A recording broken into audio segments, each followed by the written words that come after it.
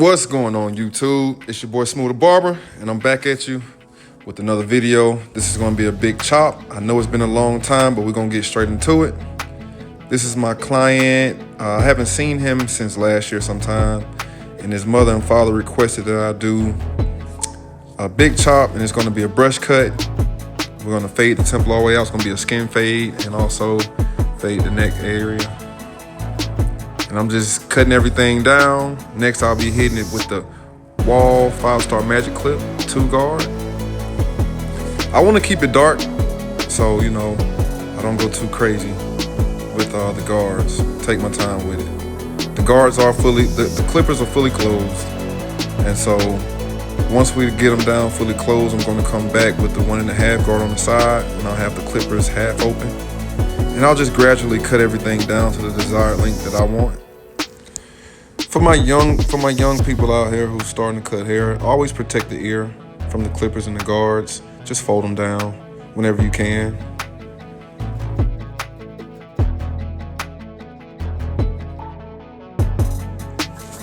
As I said previously, I'll be using the 1.5 guard. And these clippers are actually fully closed because I'm going to fade these areas that I'm cutting right now. The temple area and the neck area. But I'm using the 1.5 guard, keeping it dark enough that the areas above the area that I'll be fading stays dark. And it kind of just tapers into the top. Also, make sure you're using your comb, especially when you have a new client or when you have a big chop. That way you can find your cowlicks so that you can cut the hair in the right direction. So everything will be even. Here I'm just gliding over the hair. I've already cut it down to the desired length. I'm just gliding over the hair. The clippers are not physically touching his head. I start doing my skin fade, and I always make my initial line of demarcation from the top of the earlobe where it connects to the bottom of the sidewall. Go back with my speed shavers, clean everything up so it's nice and close. I'm really getting those areas in the nape and the temple very close before I start the actual fade. So now I'll come back in with my 5-star Magic Clips completely open.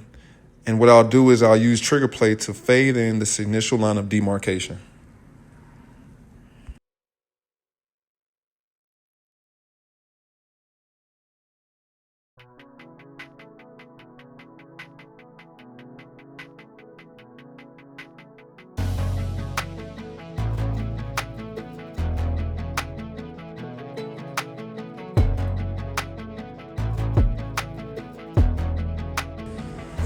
I come back with my 1 guard, clippers about half open.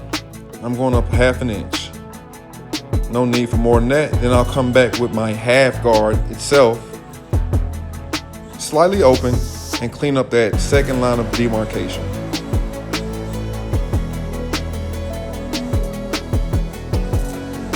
For this texture of hair, I do come back with my 1.5 guard, and it's fully open, and I just rake up. Still about 1/2 inch, maybe a little less, but I'm just raking up here. And after you hit it with the clippers, always come back with your brush or comb just to reset the hair, just to brush it back down and comb it back down. And it resets the hair, shows you what you got.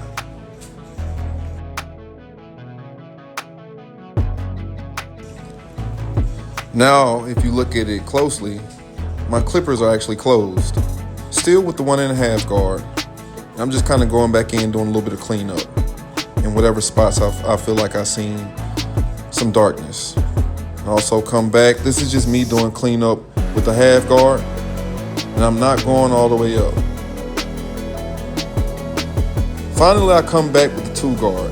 The 2 guard is fully closed, which that's perfect for this hair texture again. I just want to get that dark spot out. In the nape, I go back and do the same things. I start with my clippers all the way open, no guard.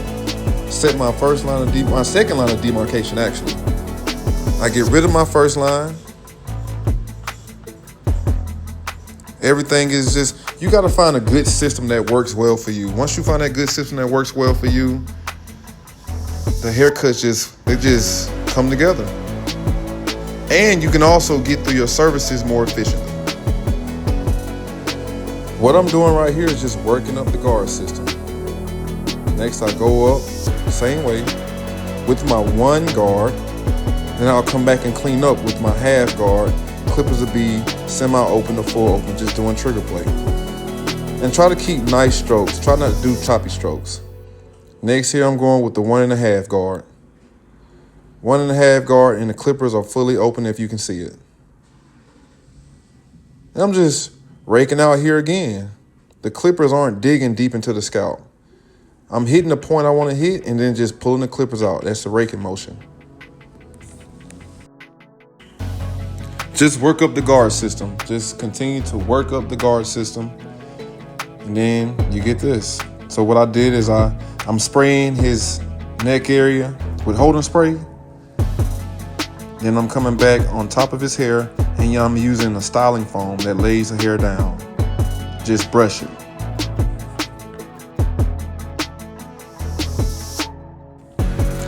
Check out the young fella looking in the mirror.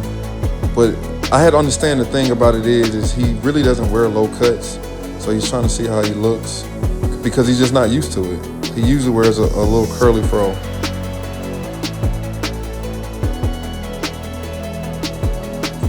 So from there, we're prepping the hair and the skin for edging.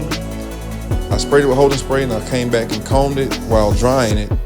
And the comb is going to stretch the hairs as far as possible so that when the blades hit the hair just jumps off.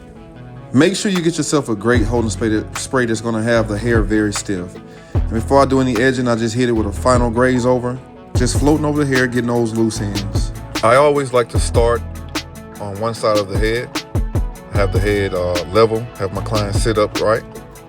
I start on one side of the head. Typically for me, I start on the left side. Well, my left side, his right. And then I'll move to his left side, my right. In future videos, I'll do a better job of making sure I get a close-up of me edging. But, I mean, you still can see some of it. And I had a choice to take some of this out, but I really wanted the video to be very descriptive, and even though it's at a different angle, you guys can still see that I'm taking my time. The hair is jumping off of the clippers, and this is one of my favorite parts. This is one of my favorite parts of the haircut, probably the favorite part, just because, like when you draw any image, once you put that bold line on everything, it really stands out. And to me, this is art, you know. This is me adding my bold line, making everything stand out. And of course, I'm gonna really apply that pressure when I go back with the enhancement. Here you see me straighten his head out, looking into a good level mirror. The mirror is hung correctly. The chair is sitting level. And it just helps me. So anytime you're doing the edge up, you always need to reference the mirror. Look back in the mirror to see what you got. Because from standing over a client, you can't always see that line, but once you turn them around into that mirror and you look in that mirror, you can always see, okay, if that hairline is straight enough. I've had issues in the past where mine wasn't straight enough, so I had to learn. And it's just a part of being a young barber, growing into an experienced barber. And by the way, these cordless wall trimmers really hit out of the box. That's one thing about wall trimmers. A lot of wall trimmers, they hit out of the box, and a lot of times if you zero gap them the wrong way, they can be very sharp. So right out of the box, they hit. These will probably be some trimmers that I won't zero gap. I will zero gap some other brand new trimmers that I have, but I'm just testing all of my trimmers out right now to see how well they hit and how gentle they are on my clients, especially babies, young kids, and elderly people, women as well. I wanted to go back to something I was talking about earlier as far as when you first have a client sitting in your chair, especially a brand new client, you need to take time to comb their hair or brush their hair to figure out what direction their hair grows in. Because even on a single head, you can have patches of hair that grow in various directions. And it's important to figure out which direction it grows and cut the hair in the direction that it grows, or in the exact opposite. It depends on what kind of look you're going for.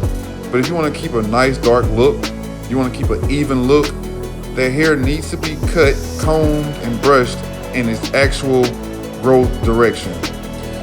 And when you find that actual growth pattern, it really helps with fading. Fading becomes so much easier. But here you see I'm really amping everything up. You know, those kids, they want to stand out. They want those dark lines. So I'm just going back, enhancing everything. And I'll come back with a little pencil on the forehead to really make that hairline pop. I'm using that super hold spray. Now I'm just coming back and putting that final touch on it with the blades. Really putting everything in there. As you've seen, he went from a haircut. He was kind of wild looking. When we finish up here, it's gonna be like butter, baby. It's gonna be nice and smooth. The haircut's gonna be crispy. The lines are gonna pop. And your boy's gonna be happy. And I'll be even happier because I love when the haircut comes together. Like I said, I wanted to really make it stand out. So I'm using that Barber pencil, which is new to me actually, fairly new. I tried it before in the past and it kind of ran its course with me, but I know it's something that's back on the scene, and it helps, it really does help. Me personally, a haircut is not complete if it doesn't have that razor edge finish, so I always hit my clients with that razor edge finish, no matter what I do. It's just a part of my process, it's a part of my routine, and my clients love it. If I don't touch them with that razor, they request it. Also, I found that if you're too heavy-handed with the pencil and you need to find a way to thin that pencil line out, just come down on it with the razor and it'll take some of that off while also making it still pop and look natural. So using that razor in combination with the pencil is a great touch. So as I wrap things up, I just want to say thanks for watching. If you made it to the end, make sure you subscribe. Smooth_the Barber on TikTok and Instagram. Smooth the Barber SC on YouTube. You guys see what you got. This is what we finished with. Let me know what you think about it. And I'm gonna see you on the next video. Stay smooth.